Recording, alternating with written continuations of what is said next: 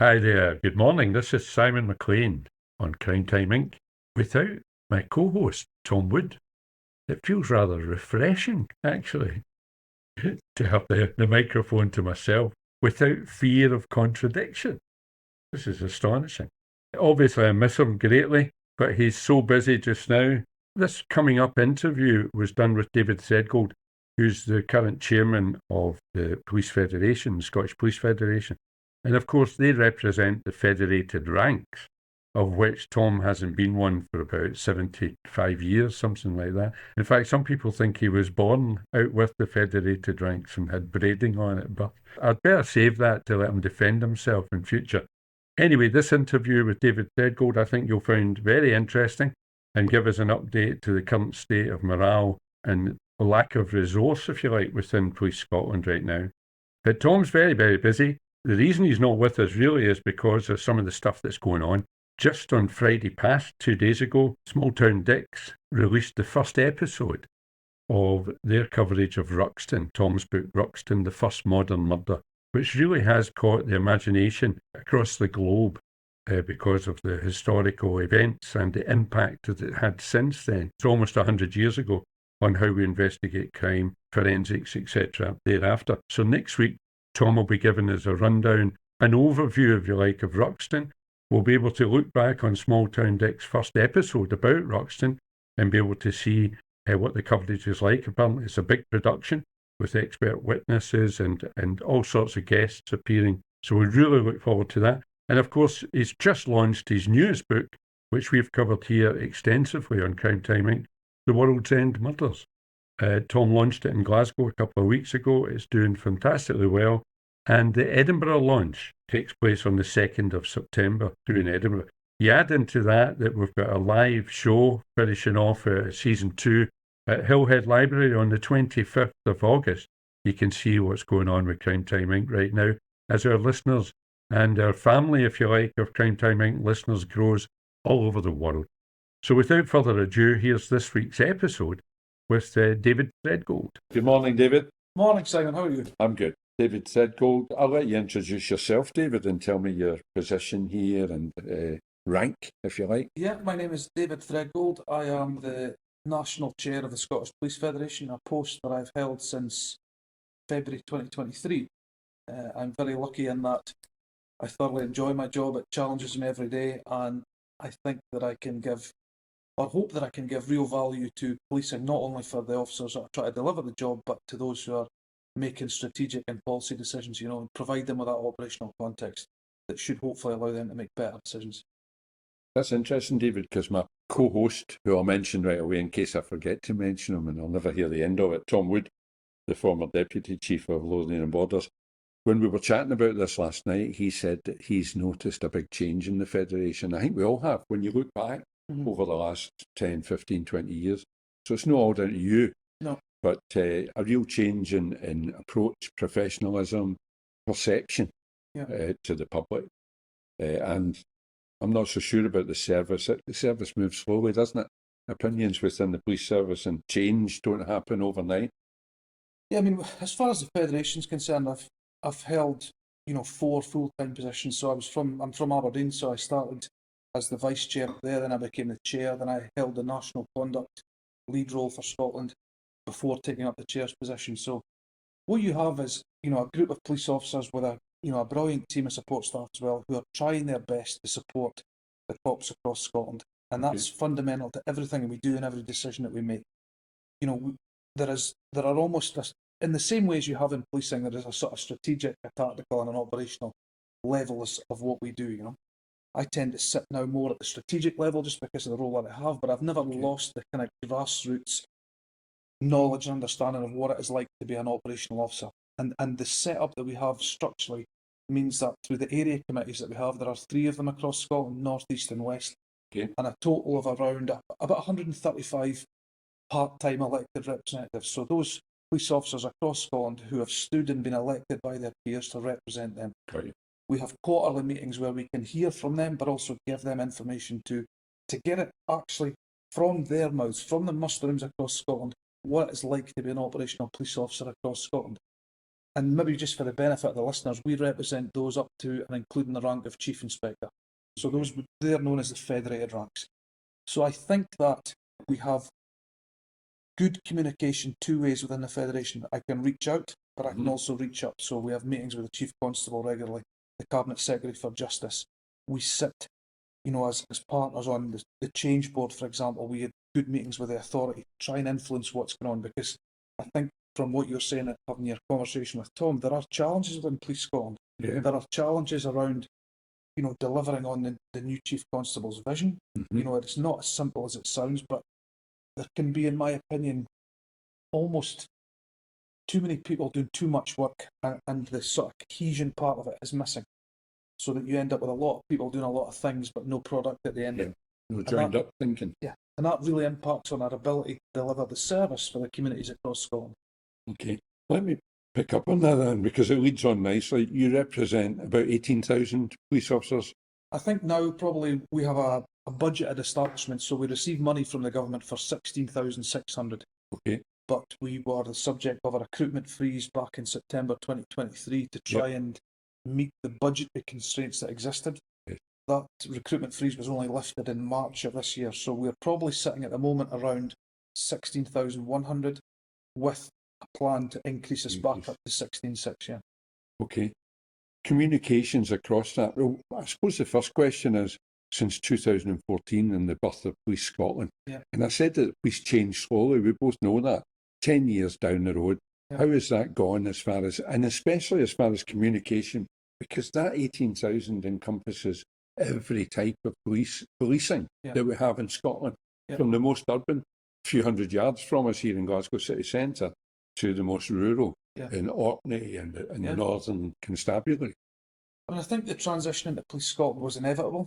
You've brought 8 legacy forces plus a national service into one. We have challenges, as well as communication, which I'll just touch on. The legacy estate, for example, we're seeing some real impact on that now, because there was a chronic lack of investment in legacy estates, and Police Scotland have just done nothing as far as the estate provision that we have, and we're really seeing the impact of that now with proposals to close police stations and police offices across Scotland. So far, we have closed around 140 since 2014, with proposals at the moment for just about another 30. My concern with that is that, the relevance of the police in the communities, if we're not visible, if we're not engaging with the public, then do we become relevant? Do we achieve the basic principles of policing when we remove ourselves from these communities? I don't think we do, and it's something I'm very vocal about in the role that I have, because we're not talking about a situation where you go back to having a police station in every town. It's not possible. No. But a lack of presence, a lack of relevance will create real issues for delivering a policing service, especially if we continue to do, a huge amount of activity that's got nothing to do with policing. And I'm talking about, our health function area. Yes. These are real challenges that we have. As far as the communication, it's probably pertinent to say that, every year since the creation of Police Scotland, we have taken £200 million out of the budget, out of society's budget. So £2 billion has been saved since Police Scotland came into creation 10 years ago. Now, the government will tell you that, investment in policing is at record levels, and if you look at a number on a piece of paper, then it is. But what that only allows us to do really is stand still, and it allows us to stand still around estate, around communications. We have a project ongoing to replace Airwave, which is the handheld radios that we use for those, who are listening. This is old technology now. We need to replace it into a UK national network. It's not happened because the funding has never allowed that project to develop. So that's one aspect of communication. Police officers now will carry handheld. This is internal communication. This is cops dealing with control rooms and dealing with each other. Yes. And other departments. Yeah. Now, it works at the moment through Airwave, but, there is a financial impact of the fact that we've never been able to move away from Motorola. So they're effectively not holding us to ransom. That's not right, but we are now paying what I understand to be enhanced rates to provide police officers a means of communicating when this national project should deal with that time. By national, you mean Scottish? No, UK. UK-wide? Okay. So, there's all sorts of infrastructure issues there around, getting sites in rural areas across Scotland and beyond. You've spoken about that. But, would that be UK funded then? Is that Westminster we're talking about then? I'd have to get more. I'd need to research that a little bit, Simon, to be honest, because it's not my area of detail. but I know that it's a challenge that we're still working to solve, to provide us with the best comms that we can. Okay. As far as our internal stuff, I think, in some respects, Police Scotland, the communication, if there was an incident in Orkney now, you have a national resource you can pull. That can be a positive, but it can also be a negative. The communications and the Federation are not immune to this. The advances in technology with websites, with social media, with the way that we communicate. The SPF have got some work to do to make that as good as it can be as well. What we were going to suggest to you, and I was going to keep it till later on, but it's optimum time, and it was Tom that brought it up last night, was because he does written work for magazines, except Federation magazine, and he says it's a tumbleweed situation now that that's not how people consume their information. And he thought that a podcast would be an idea, something online that people can access 24/7 from anywhere in the world, and you would have much better uptake on that with young officers and people who consume their news and information that way. I mean, there's no doubt that we have to react to the changing way that people communicate and work.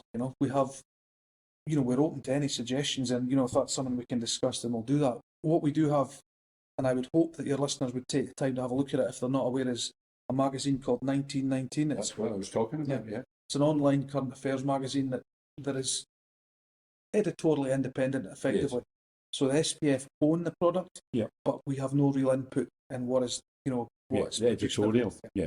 Now that is a great way of communicating and raising the issues that exist within, policing, but beyond policing politically. There's a lot of stuff. Today's issue, it comes out about prison service and the impact of the challenges that they face and how they impact policing. So, we have a meeting with the 1919 team just on that thing. How do we develop this product? How do we make it so that more people can see and read it and understand, some of the challenges that we face in policing in Scotland? So we're really alive to that. We're really alive to the move. And in fairness to Police Scotland, I think they are as well, in terms of recruitment, as an example. They're having to look and see a bigger net, a wider net. The demographic, the age range of people who are joining the police or not joining the police. We try to target into them as well. But then the communications piece, we had the hate crime legislation, and the service was absolutely slaughtered for this cartoon hate monster graphic that it produced. So everyone will do things with the right intentions, I've got no doubt, and everyone has an opinion on everyone else's work. But for sure, the communications piece, just to reassure those who are listening, we are doing our best to communicate with the membership to make them aware of what we are doing, but also the challenges that we face in doing it. And open to change, which I think is crucial. On that topic, I come from a rural background in policing as well, although I worked in the city for many years, but I started in the rurals. I get kicked out down to Campbelltown when I joined, much to my surprise, but that's another story. Let me ask you a question on behalf of some of those cops that work in the rural area. In fact, all of our cops just now, this is the kind of question that comes up. Do our hierarchy, and by that I mean our chief and assistants, etc., our leaders, do they get Police Scotland? Do they get the variety and the whole spectrum of policing that's required in our environment, from very urban to rural? I mean, just for background, I used to live in the Orkney Islands myself. I joined Grampian Police and worked in a rural area before I moved into a city. So you understand the question then, fully? I've got that sort of context as a citizen who lived in a rural area, but also someone who has policed in both type of... And crucially, being a policeman in a rural area, you're also a citizen. You have no anonymity that we have in the city. I think, to try and answer the question takes me back in my mind to the relevance piece, and the estate strategy that we have at the moment. If you looked at the map of where we have closed the police stations across, Police Scotland's time, a lot of them will be in rural areas. If you take, the police out of it, and again, there are so many ways of communicating, but if you have a system where the police station goes, the means of communicating the police, the time taken to phone 101 is doubling, so people are becoming less inclined to do that. You never see the police unless there's a problem. If you talk to anyone who, sees a policeman walking up the street, I bet you the first question in their mind will be, what's wrong? Is that what we want? How do you gather the intelligence that allows us to police effectively in our communities? Because rural areas are not immune to crime. The level of crime is entirely relative, but, criminals are also not stupid. They identify weakness. Weakness, vulnerability. There was a place there's a place called Portlethen just south of Aberdeen. Well, They looked to close the station there because it wasn't fit for purpose. Now, I did a real campaign to retain that because it was mushrooming in terms of its size for domestic properties, but also industrial properties. It's the station before Aberdeen. But Police Scotland's view was, and this is public knowledge, that because there hadn't been a police station or it had been allowed to run into a state of disrepair, that the police weren't required there. There was no thinking about, do we look to move those officers somewhere else within that area? So what happened was we moved those cops down to a place called Stonehaven, which is about 10 miles down the road. And we're producing this model where we hub police officers and they are sent to areas, you know, from this central hub. Now, what that means is that if you think of being in the centre of something and you're sent to a call in Portlethen, you will go there, you will do what needs doing, and you will return to the hub. That presence, that engagement just doesn't exist. And that is a real problem for policing in Scotland. So I think that, you know, most of what we'll talk about is predicated on finance. You know, the decisions that are being made around estates or numbers of recruitment freezes or training embargoes are not made because people think these are good ideas for policing. They're made because the budget simply doesn't allow these activities to take place. Now, the government or Police Scotland and the authority will tell you that we had a balanced budget for policing in the last financial year. And I spoke to someone about this the other day and I said, yes, we did, but what was the impact on police? You know, we lost around about 1,400 officers during the training embargo who fell out of ticket for their officer safety training. So we lost then 600 people who we couldn't recruit because there was a training freeze. Now, when you take that as well as, you know, around about 80 officers a month who leave through retirement and some other reason, you know, we're constantly losing the number of officers that we have to be able to deliver policing. Now, when you take that against increased and incessant demand for our service, plus the inefficiencies that we create for policing because of the way we model health. And the wider range of services that are being given to us every day. Yeah, what happens is that the demand is greater on the few, and we're seeing increases in officers who are going off sick. Right. Now, if you look at it's a real spiral, isn't it? Yeah, you look at it from a simple business model. Now, I care about people. Yeah. But it makes no sense from a business perspective to pay people to be off sick. So then that takes you into why are they going off sick? How do we change the policing model, if you could even argue that a model exists, to free up capacity to allow police officers to do what they joined the police to do? Yeah. Dave Cowan from the BBC went out with some officers in Edinburgh and he phoned me after it and said, did you set that up? And initially I said, what do you mean? And they spent the whole shift dealing with health calls. Right. So dealing and with they thought you'd arranged crisis, it that way to impress them. Sitting at A&E, they thought that I'd done it to highlight what I've been speaking to him and other journalists about. It just was a shift. Time.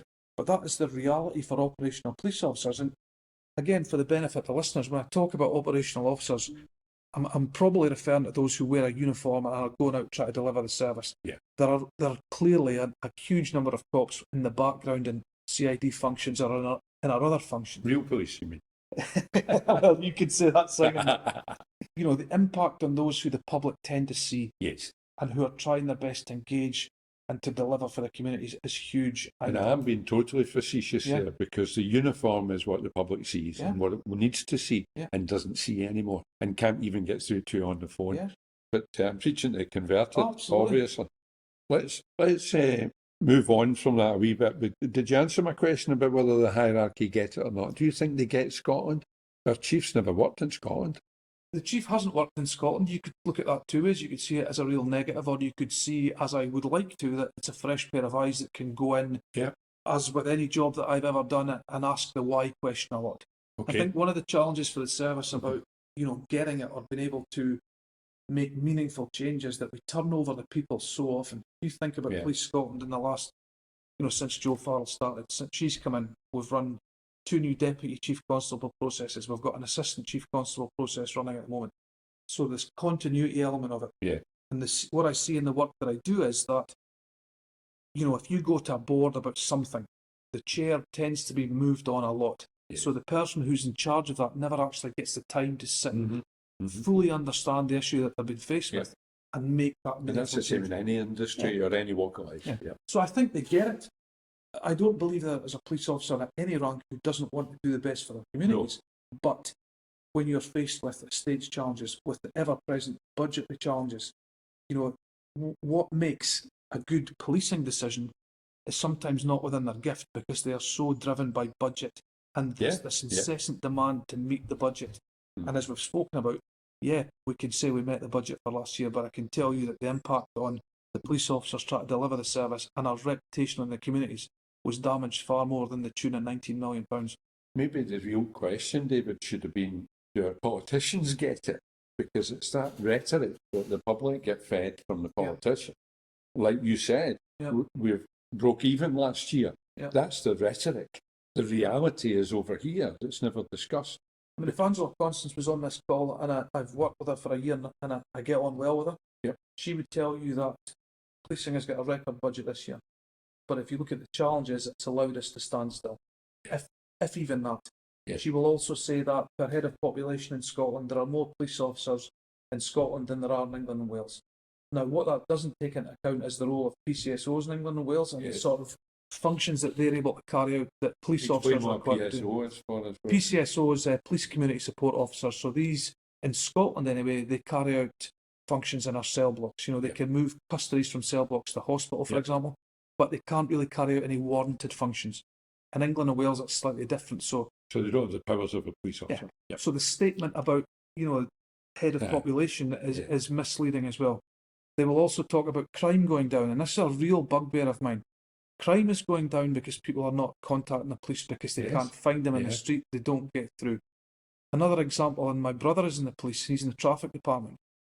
He told me that, you need to have a certain mentality to be in the traffic department, and if there are any traffic officers listening... We used to call it a lobotomy, but that's another story. But that's another podcast altogether. They're very proactive in dealing with, motorists who are not complying with the laws in Scotland. So seatbelts, speeders, that type of activity. Phones, mobile phones, all that. Each one of those will detect, on our computer systems and will show as a crime. The pressures that they're working under, the situation that I'm told from him and others across Scotland is that the ability to be proactive has gone from the traffic department. So you will lose, in inverted commas, hundreds of crimes per month because traffic officers and other police officers across Scotland cannot be proactive. Okay.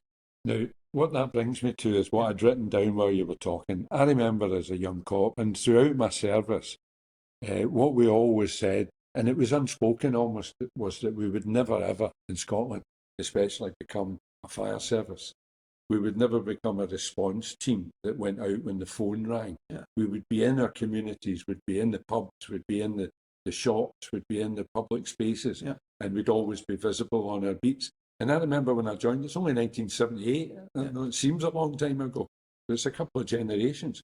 The beat was everything. The beat cop was everything, was the core of the police. Are we becoming a fire service? Absolutely. I've said this publicly that, we are becoming a reactive service. That, I joined in 1998 and I had a beat. And, for those who haven't been in the police at that time, the pride that you had in your beat, how annoyed you became if somebody committed a crime in your patch, we've lost that. And we've lost it because of the hub model I spoke about earlier. Cops are just not taking ownership of a particular beat, not because they don't want to, but because the opportunities just don't exist for them to do so. So, if we continue to pick up so much the health function, close police stations, break police officers because of the demands that we're putting on them, we will become even more reactive. The Chief Constable said that herself. I would probably say just after I said it, but that might be for something for Joe Farrell to comment on. But we are. I'll give her the opportunity, of course. And it's not what police officers want to be able to do, but it's a situation that exists. So if the context would be here, if you are a police officer in Scotland, you have 15 inquiries in your workload, say. You come to work thinking, I'm going to do A, B and C to service that demand, to help those members of the public who need my help. You then arrive and you're told that you're sitting at hospital with somebody. Because if they leave the hospital, they'll become a missing person. We have to deal with that. That has an impact not only on the service to the public, but to that officer's health, because then you'll have a supervisor like me saying, why are you not doing your work? So it's a vicious cycle that we have to break around the way that we police health at the moment. And it's probably the priority for me in the role that I have to try and change that. Now, Police Scotland is conducting an awful lot of work to try and solve a problem that I don't actually believe is a policing issue. I think health professionals should deal with health, people who are going through health crisis, because we're not trained to do that. would someone listening to this want an untrained police officer to sit with a member of their family who's going through an acute health crisis for 6, 7, 8, sometimes 10 or more hours? It's not good for the police officer, it's not good for that member of the public. And all that it does is provide a mask to the challenges that exist within health at the moment. And if you consider that, we're probably losing from the people that I talk to, and also the HMICS is the Independent Inspectorate of Constabulary. They did a report on this that said we lose around 50% of our operational capacity because we're picking up the health function. 50%. Operational officers I've spoken to of all ranks across Scotland in the last week will tell me that it's between 70 and 80%. So it's getting worse. Yeah, if you look at any other business, to potentially generate that capacity by changing the model that we have, which is basically to pick up a function that has nothing to do with policing, to me it's the most basic decision that could be made. But we are trying to work in collaboration with health and the social work and all the other partners to get to a point where the police hand it over. What do you think the answer might be? And I know that this is something for open discussion, for lots of views on. Yeah. But it seems to me when these things happened in the past, like the traffic department, it was invented to take the pressure off cops dealing with road traffic, and it worked. The traffic wardens were invented to take that bad press away from us because everybody hates getting a ticket. We've created departments every generation for these things. Yeah. Do we now need a department of not trained, warranted police officers, as you say, but a more civilian role to deal specifically with that bridge between policing and health? I mean, I'm firmly of the view that, health professionals should deal with those who need health help. Yes. So it's accessing that service, so that's where we come in, isn't it? When we take somebody to you see police cars sitting outside hospitals all over the country.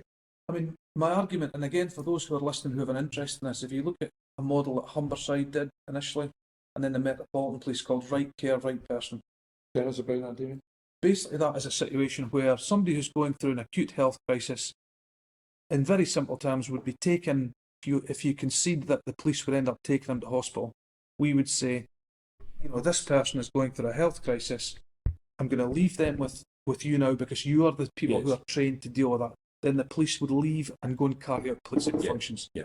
So there are two challenges at the moment. Whether that be health or mental health. Yeah, mental health, social work. Yeah. If somebody is in crisis.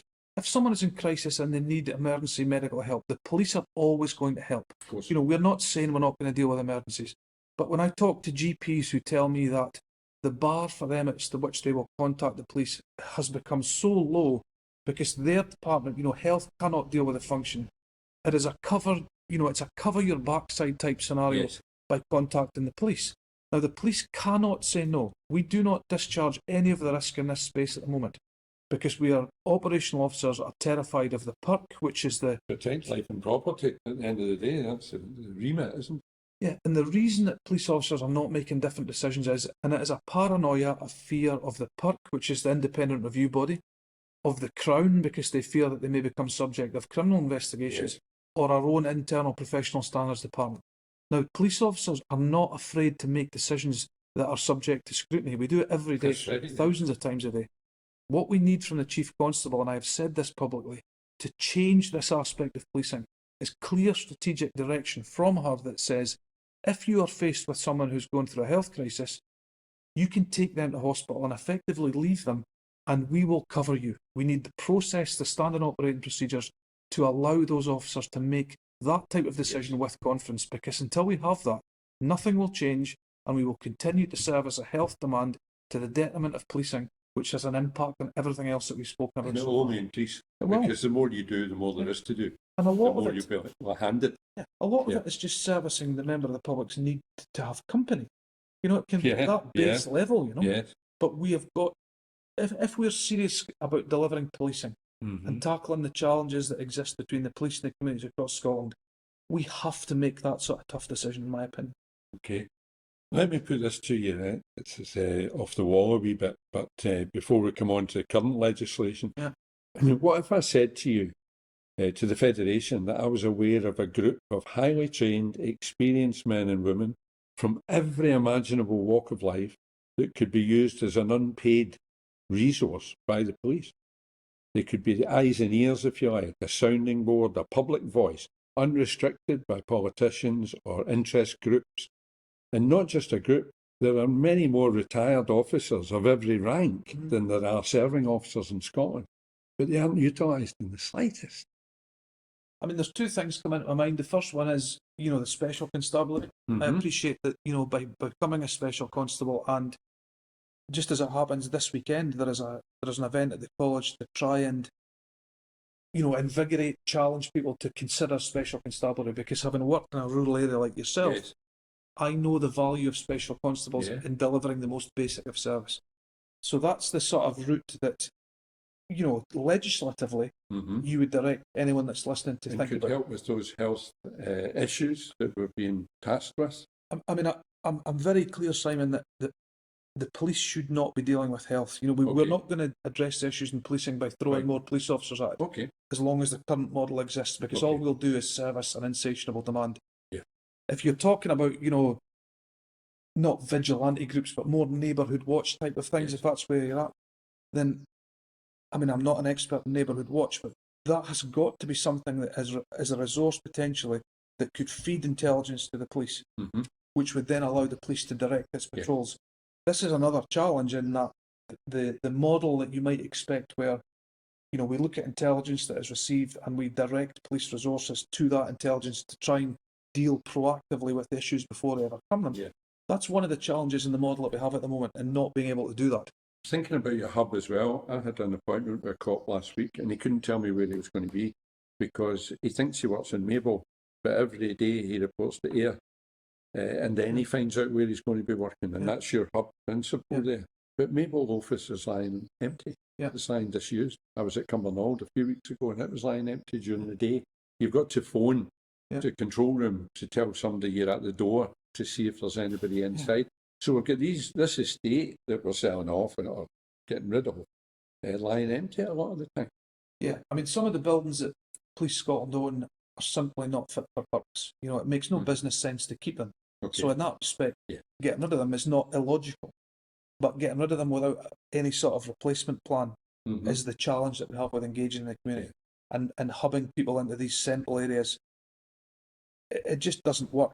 If you're going to seriously deal with, the community aspects of our role, Tell me what you think about using our retired officers more proactively then, getting them involved, because there's a huge goodwill there. Yeah, I know Police Scotland, will write and has written to everyone who's retired recently, asking them to consider coming back.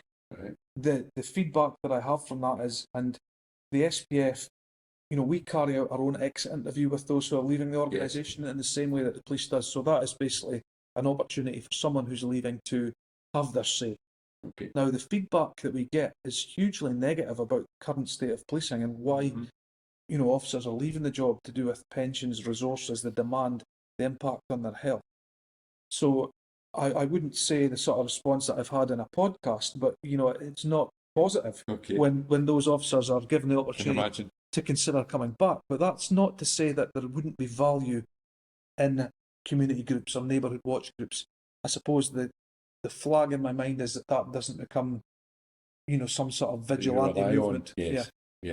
And a replacement. But I think there is a place in society for all those types of groups and all that type of activity, for sure.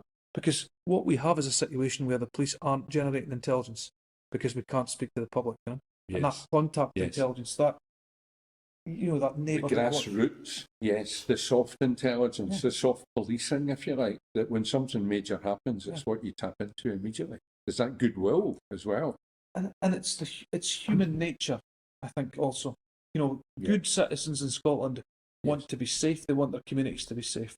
There was an incident in Paisley yesterday with some guy run about with a chainsaw. I spoke to a journalist about that who happened to live in that area. Right. Unbelievably complimentary about the police response to that. So people need the police to be there when things go wrong, but we also need to be there for that preventative, that proactive piece that allows society to operate better. From a rural background like you, David, I understand that fully, that we only police with consent. Yes. Consent. Yeah. And it's 90-odd% of the population that are right behind us. Yeah. But if we don't keep in touch with them, if we don't go in for a cup of tea, if we don't have time to spend on their day-to-day concerns, and it's an exchange of information as well, then we risk losing that consent. Yeah, and it takes you back to the communication piece, you know. At the moment, and I say those words very deliberately because of the capacity that I think that exists. Yeah. You know, police officers used to go to community council meetings. We'd have been involved in local policing plans. Yeah. Neighbourhood watch, all that kind of stuff. We'd have spoken about the crimes that went on in a particular area. You know, schools, my wife's a teacher. You know, we have taken the police officers out of our schools so that link even between, you know, the youngsters in society and the police to kind of demyth what a police officer is. You know, we're just human beings, you know. Yeah. We've taken that away because of the demand on resource, you know. Mm-hmm. So these are functions that some people listening to this might turn around and say, well, the world has moved on. You know, society's moved on. You don't need to engage with the police anymore. I disagree. We're Dixon adult green or something. We're living in a different age. And it's not. It can't be that. Now, I'm not naive enough to think we could get back to that. But there is a gap between the public and the police at the moment that we've got to work hard to try and close, because for the service to become even more reactive than it already is not a good thing for society. It's good to hear you saying that, David, because I think that's the purpose of this, is that I think a lot of people out there that listen to this, of the 4 people that listen to this podcast, they'll be reassured that the Federation are not blind to this, or not blinkered to this, that that's the reality of the situation. And do you relay that regularly to our leaders? I mean, I'm going to see the Chief Constable this afternoon. We have an appointment with the Justice Secretary later on in the month. And we will tell, you know, those ladies, as they both are, exactly what the situation is. Yeah. We have good links with the Scottish Police Authority, who are the oversight body for policing in Scotland. You know, we will tell them exactly how it is, because I think, like in any organisation, the further up the food chain you go, the less inclined you might be to actually say how it is. Yes. And that could be for fear of your own promotion prospects, or because you just don't feel comfortable doing so. I have no such challenges in my role. You know, I am not interested in promotion in the police. I have found what I think I'm good at in policing, and I will use the responsibility that I have to represent 16,000 cops to highlight the issues that do exist and highlight the impact of being a police officer across Scotland, and that the challenges that presents to their health and their family's health as well, because behind every cop there is a family who take the brunt of that person being in the police as well, you know? Yeah. Coming down to day-to-day policing then, and protection of police officers and all the issues that were talked about there, what's the situation with body cams, David? Body on video, again, just for context, you know, in Grampian Police, when it was around about 2000, we were issued with body worn videos. I think then there was a kind of scepticism around them that they were going to be used for, you know, catching out bad behaviour, that type of thing, you know. Yes. Society has moved on now. I've just come back from a policing conference in Malta, where, you know, forces have been given and are now using. What the hell is this job? It's not as glamorous as it sounds, I can assure you. But the evidence from forces who use body-worn video is there is a reduction in police assaults. Yep. There is a reduction in complaints against the police. There is a reduction in vexatious complaints, which leads to savings in, you know, time spent at court because the evidence is there. It's not the panacea, you know. If police officers are throwing away, you know, one-line remarks, the principles behind this from our internal professional standards, it's not to catch people out who happen to swear at a member of the public. Yeah. You know, that might be a learning thing, and that's one of the challenges that highlights the training issues straight away. Yeah. And cops across Scotland need to understand, and I've been involved in the development of this project and on the board for around about 5 years now. I've not been at a single meeting that has said that, great, we'll have body-worn videos so we can catch cops out swearing at the public. Okay. What I would say about that, though, is if there are clear breaches of the standards of professional behaviour that might be caught on there, then that evidence will likely be used. But if it changes the behaviour of the public so that they're more engaged and more professional, that's not a bad thing, in my opinion. And if it changes the behaviour of police officers, it's not a bad thing, because all we're doing is and standardising that. And if I tell you a story that I remember when tape-recorded interviews come in, so that takes you back to how old I am. And it was an absolute nightmare, the thought of it. Yeah. We thought it would change everything in the CID. Yeah. All our interviews, everything were going to be tape-recorded. We couldn't get our head around it at all. And this was going to be the biggest negative thing to happen. We thought detection rates would plummet. Yeah. We thought the criminals were going to have a field day with it. And it turned out to be one of the best things that could ever have happened, because it made us better. Yeah. It made us really interview people properly. It made us go through the procedures. And if anything, it increased not just the detection rate, the conviction rate. Yeah. Because what we discovered, and the lawyers, I think they were harder to convince than anyone. They couldn't believe that people would admit things on an interview scenario, on tape. But they did, because we got better at it and better at it. And it was nothing but positive. Yeah. And as far as body cam's concerned, all I can see are positives to protect cops from false allegations. It's a piece of PPE, personal protective equipment. Yes. The concerns that police officers have across Scotland, and they're right to air them, is that it will change the deployment model that we have so that it becomes single crewed. So in Scotland we have, the principles of corroboration. So, one piece of evidence must be backed up by another. Yeah. They are thinking that, the evidence on body-worn video would provide that corroboration. Now, we've spoken to, very recently, the project lead for Police Scotland about this, and, if you have something that's been recorded on tape, of course that will form a strand of the corroborative evidence that might be required. But, and I speak, as somebody who's not involved in the project, but I can say that I have never been at a single meeting and I have heard nothing that suggests that the deployment models for cops across Scotland will change to one of being single crewed, simply because we still have corroboration. Still need corroboration, yeah. So, officers are naturally sceptical beings. We are very kind of suspicious about any change, but, the evidence and my own personal experience of using body-worn video is only positive and can only be a good thing for... And there are inquiries going on just now that I don't need to mention, that if there had been body cams worn, then the inquiries would have been over long ago. Absolutely. We would know one way or the other exactly what occurred. Yeah. And again, the cops would be protected from what's going on. And I've been in lots of projects, studies around this, where body-worn video can be misleading almost. You get... So people need to remember that it is just one aspect, if you like, of something that is taking place. We're not going to lose the principles of corroboration, but this is a good thing for policing in Scotland, and 2 decades overdue. Let me finish this wee bit of the podcast, David, by asking you about something that was brought to my attention just a few days ago, is police housing, and especially in rural areas. And I know that wouldn't affect all that many officers, but it's still an issue in rural areas. Yeah. We've depleted the stock, obviously, but there still is some. Yeah. And we're talking now about cops having to pay a contribution towards staying in social housing, basically, paying a rent to stay in the police houses. What hits me about it is that cops that go to rural postings sacrifice quite a lot in availability of jobs and promotion, all the rest of it.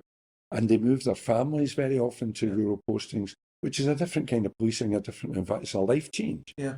And now we're saying you're going to have to pay to do that, to live in a police house, to do us a favour, moving into the rural area. Where do the Federation stand on it? I mean, we've had a lot of engagement on this subject, as you say, this sort of tenancy charge, or, and it is an and/or sort of benefit in kind tax that might be applicable to the fact that you are in this police house, So the sort of background to this, as you've said, would have been, if you move to Orkney, for example, you will be given a house. We need police. Yeah. And that was almost a perk, for want of a better word, that said, you're going to go somewhere where it's really hard to fill places, you'll get that. Yeah. And there has been some investment across the country in, police housing stock, so we have some that Police Scotland own. There are those, and the Federation did a deep dive around police housing a couple of years ago, so we've been around them all very recently. Some of them are through housing associations across the country. Some of them, as I say, are owned by the police. Some of them are in much better state of repair than others.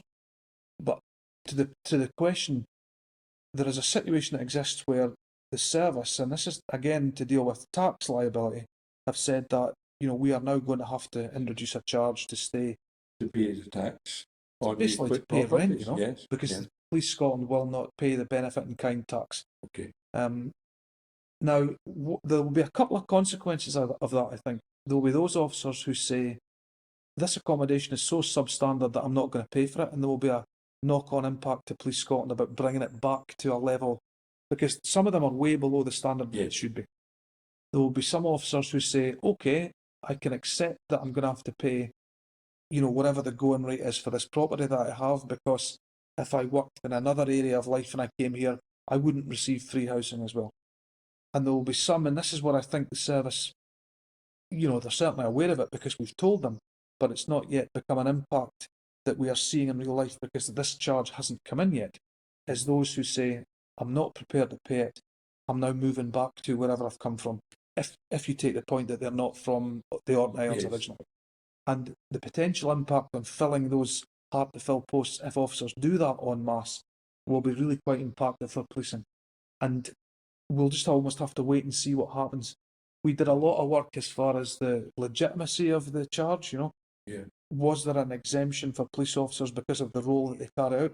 It looks like that isn't the case. And, there is no exemption for, police officers carrying out those functions. Kenny McCaskill, the independent MP, he did a lot of lobbying and a lot of work, on behalf of police officers in Scotland, in fairness to him, about this subject. But I don't think we're going to get to a situation where, those officers are not going to have to pay something. What that something is, of course, is another question. Yeah. And then it'll be a few years to judge the impact of that, by which time the damage is done. Yeah. Because it's back to that cycle that we're talking about of boots on the ground. Yeah. But if, some of these communities, and as I say, I went up the west coast myself from Barra right up to Stornoway. I was up in Orkney on holidays, it happens, a couple of weeks ago, and spoke to, some of the officers up there. If those cops who have chosen, for whatever reason, either because they're from there or they've decided for a lifestyle choice change completely, say that I cannot pay the mortgage of my own property on the mainland and subsequent, rent to the police, and so I need to move back to the mainland. These places are so hard to fill, there will be an impact potentially. Thinking back to when I joined, David, that I get posted in Campbelltown, and I get put in digs. Yeah. But the digs were subsidised by the police. My rent allowance helped towards my digs. Don't know if I could have done it without that help. Yeah. And then I got a police house when I got married in Campbelltown. And eventually I moved on and moved away and then bought a place, because we restrict officers' ability to buy when we do that. Because we don't want them putting down roots and doing their whole service. I've got a colleague who spent his whole service about 6 months in Rossy on the Isle of Bute. Yeah. And we don't want that, ideally. Yeah. We want cops to get a variety. We want them to get different experiences and utilise them in different ways. I mean, you're right. There used to be restrictions on when you could get married, where you could live. There was a housing allowance that was paid to police officers.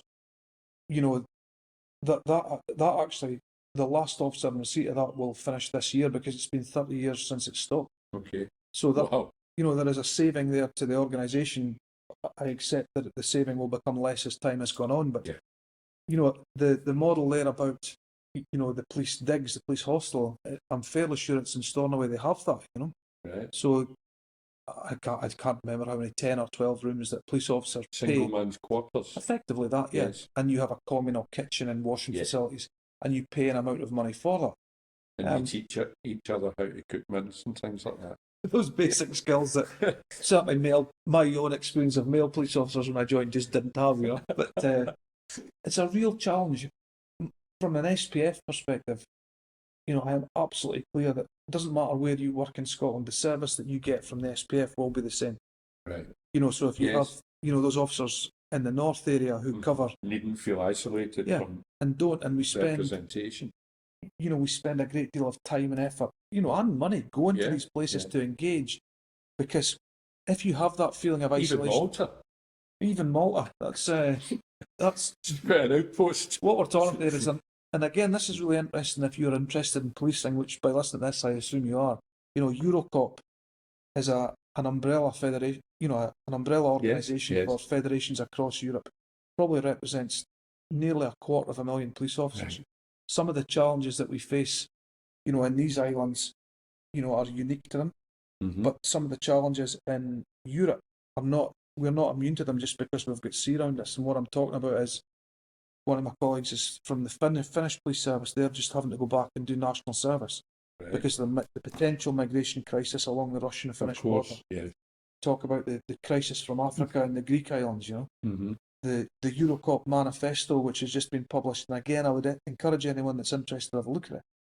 Violence against police officers. We are trying to come up with a database almost that would look for trends or patterns about violence against police officers. That brings me nicely to.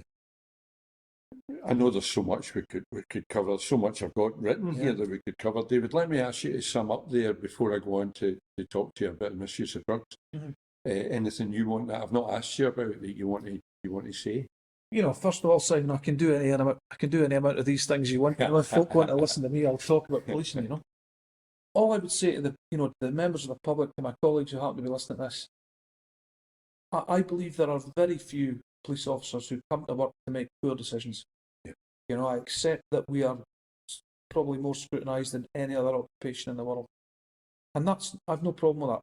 You know, but fundamentally, we come to work to try and provide for the communities and service the community's demand for policing and keep people safe, to coin an old phrase. You know, Mm-hmm. we are really inhibiting doing that by the health model that we have, by inefficiencies in criminal justice, which means that hundreds of cops across Scotland, thousands every year, sitting wasting their time for, to appear at court when these cases have got no chance of going ahead. So there are huge efficiencies that we create to allow us to get back to delivering policing. We have real challenges around the health of our staff, the impact of policing. We're seeing officer absence going through the roof with, mental ill health, with physical ill health. We're seeing too many police officers completing suicide. These are challenges still.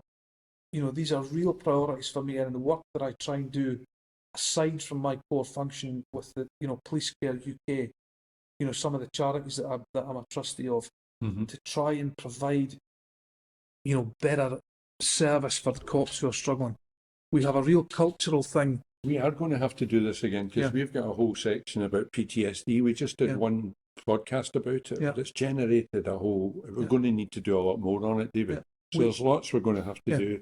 We have real, we have real challenge between, what is the force got to do legislatively to help staff, and what is the charity function? Where does charity work fit into this? I think we still have a real culture in the police of not asking for help.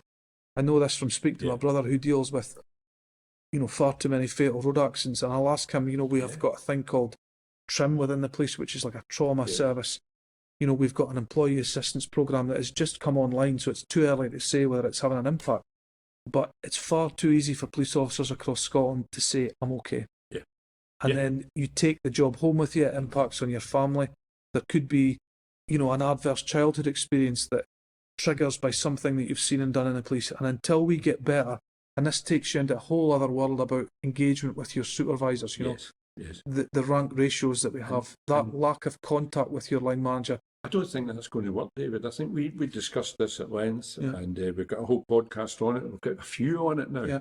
But what came out very clearly was that in order for officers to talk about these things, they need to get out in the environment. It's not going to happen in a police office. It's not going to happen with a supervisor because there's issues that you don't want it on your records. You're not going to see the police doctor, that's for sure. Yeah. So it needs to be taken out. Away. I think one of the cops, Ian Andrew, that I spoke to, said it was at the uni, I think, that he went. Yeah. And it was somebody unrelated to the police at all. Yeah. And there was a confidentiality then. Yeah. And then he could talk freely about the issues. And the service can outsource help. We have the police treatment centre, a wonderful facility. We have an employee assistance programme. I think the point I was making about the supervisors there is, if you and I worked together, I was your supervisor and we worked together, and you're a really lively character. I know what you're going to be like. On that 10th day when you're completely different, I would probably say to you, what's happening? That contact, that knowledge between cops and sergeants is because largely you need missing. the 9 days to spot the 10th. So the help will be outsourced. What I think we've got to get much better at is that sort of trigger, that lever that gets you to the help in the first place. Or maybe make it a routine check. A routine annual check or whatever it might be. Again, we're away down. We could be here till Christmas talking about this and that. Yeah. Let me move on then. Thanks for doing that, David. Yeah. Thanks very much. That was enlightening for me, and I'm sure it will probably prompt more questions all down the line, which is great. That's the whole purpose. But you and I met at the Superintendent's annual conference, and they invited us along as a law enforcement action partnership to go along and speak about Misuse of Drugs Act, basically, and the war on drugs, if you like. Yeah. Let me ask you then to give me the position as far as the Federation's concerned. Do you think that prohibition and enforcement of 53-year-old drug laws, now the Misuse of Drugs Act 1971, and given this marketplace as we do just now, to cartels and the people that are exploiting these markets. Do you think that's workable or even worth pursuing as we go forward now with the knowledge that we have? And you talked about Euro there. That's what made me pick up on this. Yeah. Because we've got Germany now legalising cannabis to a degree, regulating cannabis. Yeah. Malta, you could buy it in their shops in Malta. I've been there that you can go and buy your cannabis now, licensed premises that you can go and do that. And all across Europe and the USA, we see this model. And you've mentioned health about 20 times in the last hour or so. This is a health issue we would maintain. What is the Federation's view on that? I mean, the Federation's view, you know, just again for the benefit of the listeners who are not aware, we're all serving police officers that that take these full-time roles within the Federation. So my view is that, you know, as a police officer, I will enforce the laws that exist within Scotland. You know. Yeah. But if I take that away to more of my personal opinion about some of the things you've mentioned, you know, the fact that the Misuse of Drugs Act is from 1971, as you've said, I think, you know, there has got to be scope to review at least, you know, the content of that and see if it's still relevant some 50 odd years later. Yeah. Some of the examples you've given around, you know, Germany and Malta and, you know, plans for consumption. Portugal, Switzerland, yes. And there are plans here for safe consumption in Glasgow.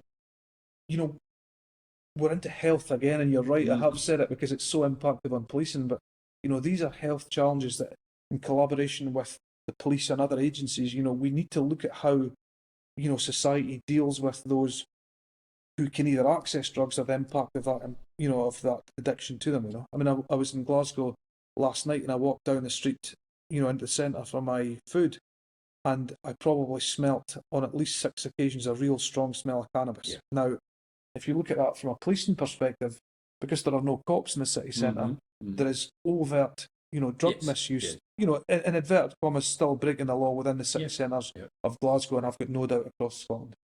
The consumption rooms thing, you know, the Lord Advocate is still, as I understand it, to, you know, effectively define the laws of the game, the rules of the game as far as policing are concerned. What I understand is that within that consumption room, for the purposes of taking personal amounts of controlled drugs, then the police will not act.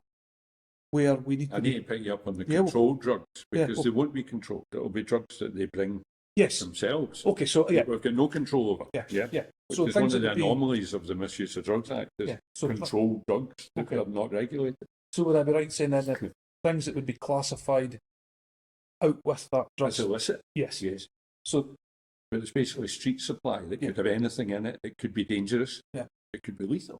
But my own view as a police officer, my experience of dealing with, you know, members of the public who have found in possession of drugs, you know, from personal right up to concern amounts, I do not believe that we are dealing with the problem by, you know, charging somebody under Section 5(2) of the Misuse of Drugs Act for being in possession of 20 quid's worth of cannabis or a tenner bag of heroin. I don't think fundamentally that is getting to the crux of the issue in Scotland. And if you accept that position, then how as society do we look to try and change that? So 5(2) is possession. Yeah. What about 5(3) then, which is possession with intent to supply, and maybe it's £1,000 worth of coke or whatever it might be? Is that enforceable?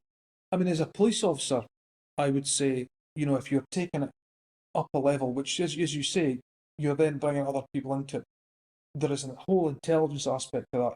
You know, the criminalisation of someone who's dealing drugs, I suppose society, those who are listening to it, might say, well, the police should deal with those who are supplying drugs to, you know, vulnerable members of our community.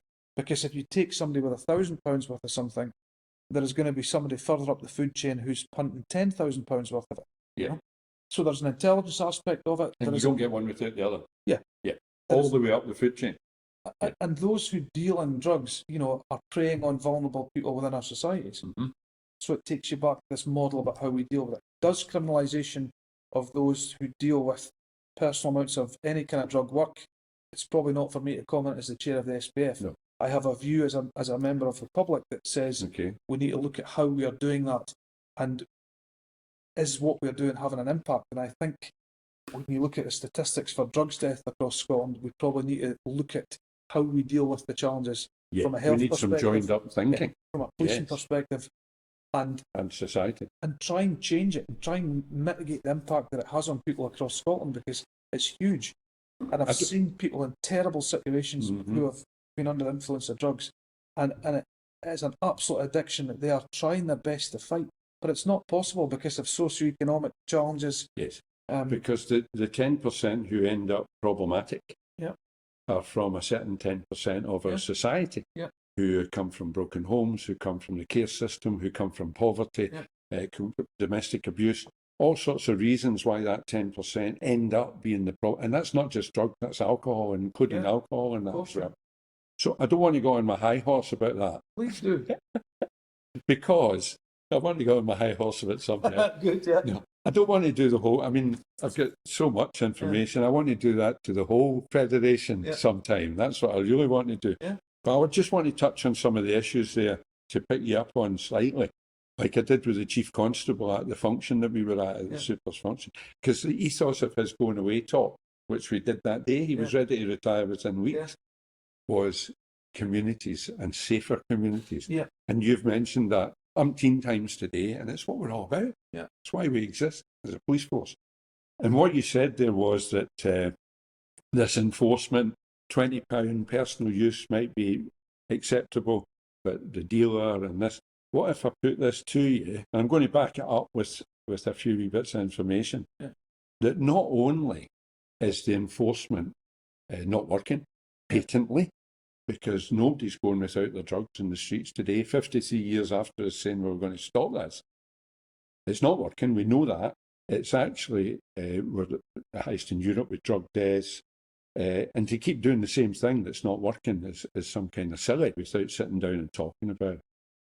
But I'm going to go further than that. And I do talks to Rotary, I do them to Probus, to anybody that will listen, basically, David. And we start off from 10% of them thinking that maybe there's another way. And 90% are with the government rhetoric, Westminster rhetoric, that we need to clamp down, we need more cops in the street, we need more of everything that you've just told us we're not getting anytime soon. And by the end of the talk, which is 20 minutes max, because you can only stay awake for 20, the people I speak to can only stay awake for that long, it's switched around and 90% come on board with us and say, you're absolutely right, this is silly. We did that to the Supers Association, and that first question that you would normally get 90% agreeing with, that prohibition is the way to deal with this, clamp down, enforcement, more police. None of the superintendents in that room raised a hand, which took us completely by surprise, because our leadership realised that we can't keep doing what we're doing. We don't have the resources. Before I read this to you, tell me, we talked about 50 or 60% of our resources or more being tied up with what could be classed as health issues, the grey areas. How much of our resources are tied up in enforcing drug law? I know it's off the top of your head. It's very much your opinion of what it might be. Yeah, I mean, just on one point, Simon, there, I have to be clear as a cop serving, as the chair of Federation, that the law as it stands means that in possession of any drug is not acceptable. So we have to enforce that. Yes. But that takes me on to this point about, the definition of insanity, doing the same thing. Yeah. And I spent a career doing that. Yeah. So locking guys up for it. So I've almost two hearts. I have to, if I put my uniform back on tomorrow, I'd go out, and if I found somebody in possession of 20 quid's worth of cannabis, you'd have to do them. Yeah, you'd have to report them. Yeah. But that doesn't mean to say that I think that solves the problem. And the other way, there has to be another way.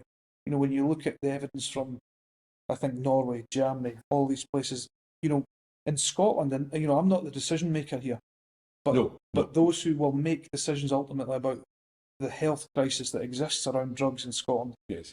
If that's what they decide to do, then police officers, beyond my generation, will enforce whatever the law happens to be. Let me just pick up on the wee thing that I didn't finish off with there that I meant to. Not only is it not working, we would maintain that the enforcement and prohibition is the cause of the problem, David.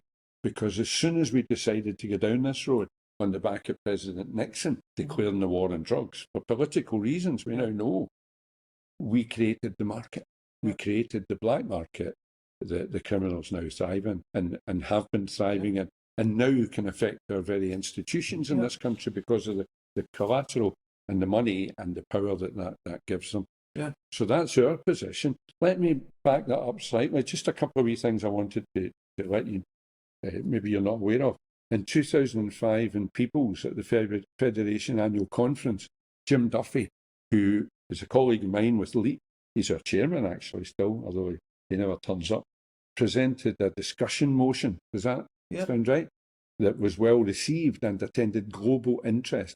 And it was only then that he was contacted by LEAP in the States, and he'd never heard of LEAP before then. He thought he was the first guy in the world to think of this.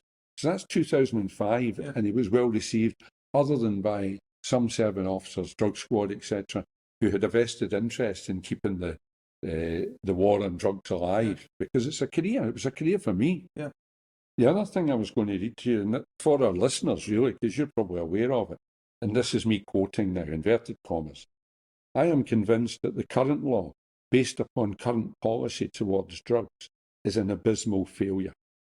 We, copying the Americans, have repeatedly declared war on drugs, and like the USA, have spent and continue to spend billions of pounds pursuing the policy that is best described as prohibition.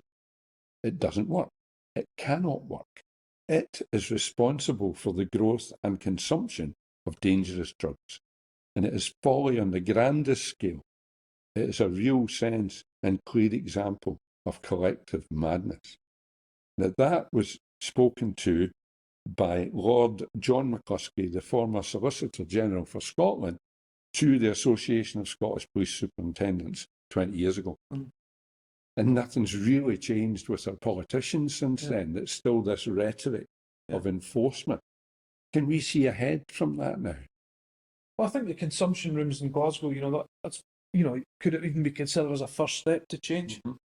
Police officers are naturally, as I've said, suspicious, about how they will deal with that. There is some, would you hide round the corner and look for somebody walking up to the place, for example, just so you can, or wait for them on the way out, We've got to get over those challenges. Peter Crackhamp, who Peter is? He started the ambulance in the city centre, the safe consumption room, for want of a better word, without any authority to do it whatsoever. It was just direct action that he took. And it was a great area, because he was he was charged by the cop. The sergeant went in and charged him and put a case in, which was great, because we thought it would get some clarity, but there was no proceedings taken, unfortunately. And this, this is the sort of dichotomy about being a cop, because as a police officer, you want to enforce the laws that exist, and perceived success in enforcing those laws would be to stop somebody on the street carrying £20 worth of cannabis. You've got a case, you've got a tick, well done, you've got a drugs case.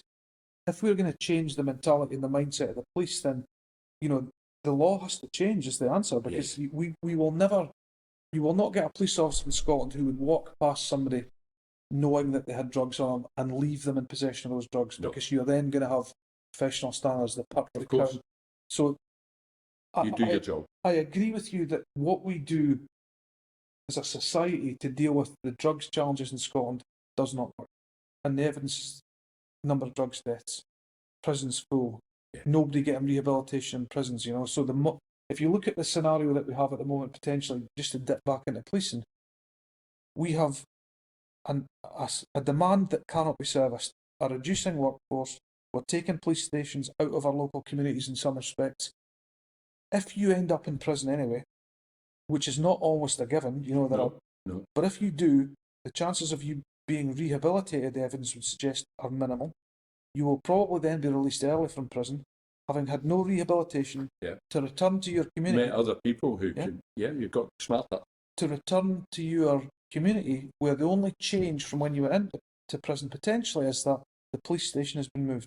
And somebody's taken over the supply. So if we create a void in society, if we create void in communities across Scotland, that void will be filled by criminals. It's just a simple business model for those who intend to operate in that way. And if we take a major dealer out, and we see the headlines all the time, £20,000 worth, whatever it might be, the made-up figure, all we do is create that vacuum you're talking about in the market. Well, the demand is exactly the same, and somebody's going to fill the market. Last night, so Monday night there was a story in the news, I think 500 kilos of cocaine was taken out of...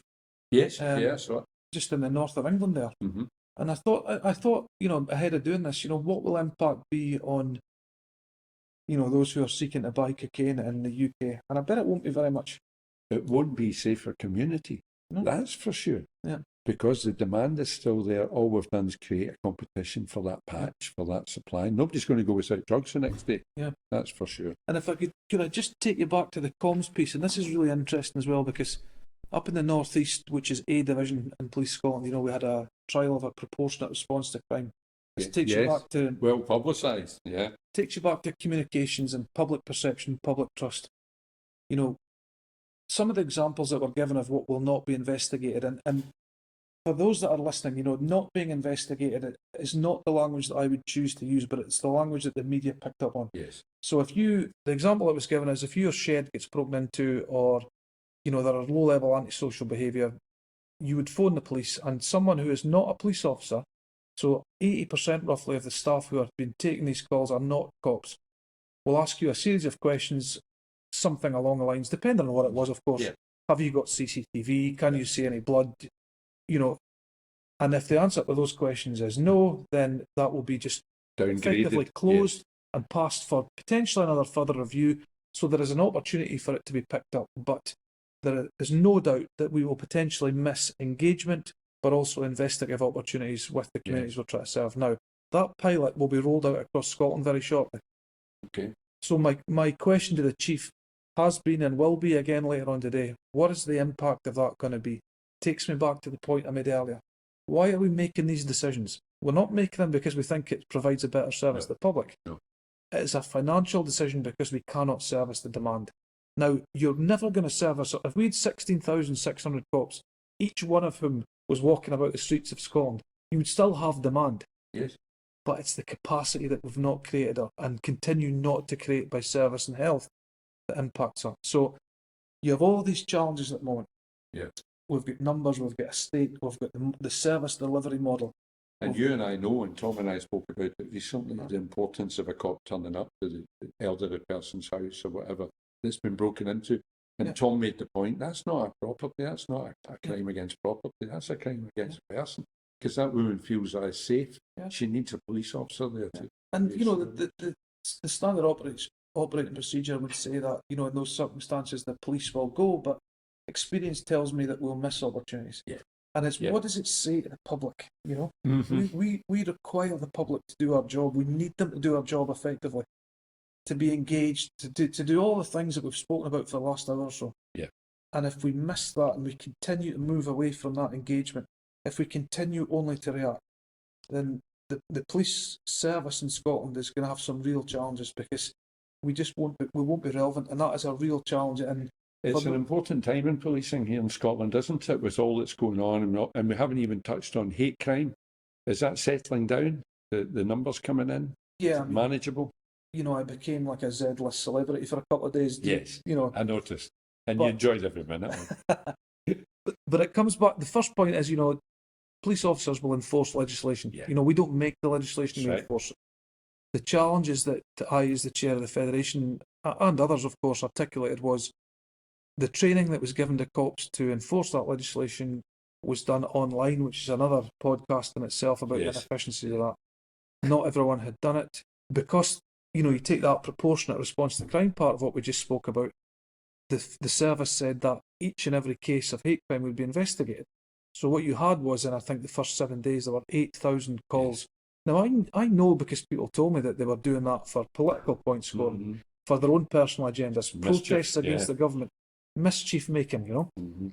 But again, it had an impact on our ability to service that demand. And for politicians to say there was no impact on the police service, it's ludicrous because we had to do 8,000 somethings. Yes. And even if that something was to say, here are the circumstances, I'm not going to progress it anymore, it still took time. It has settled down. The numbers have dropped right off because I think the novelty, for want of a better word, has worn off. Yeah. But the media have moved on. Yeah, absolutely. And I do not believe for 1 second that on the 31st of March, there were 8,000 people in Scotland who felt that they were the victim of hate crime and were just waiting for that next day so they could report.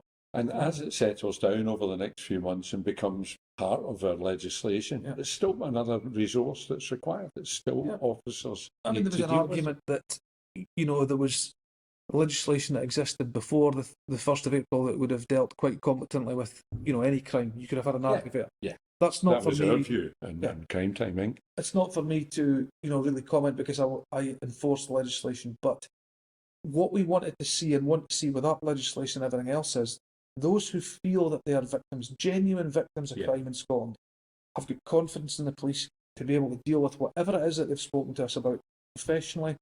And I suspect that the numbers will drop right off and we will only really find genuine complainers that we can help. Because there's probably an issue in Scotland, there's no doubt about that. Yeah.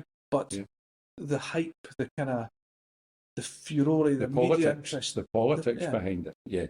It just, it wasn't helpful as far as we were concerned.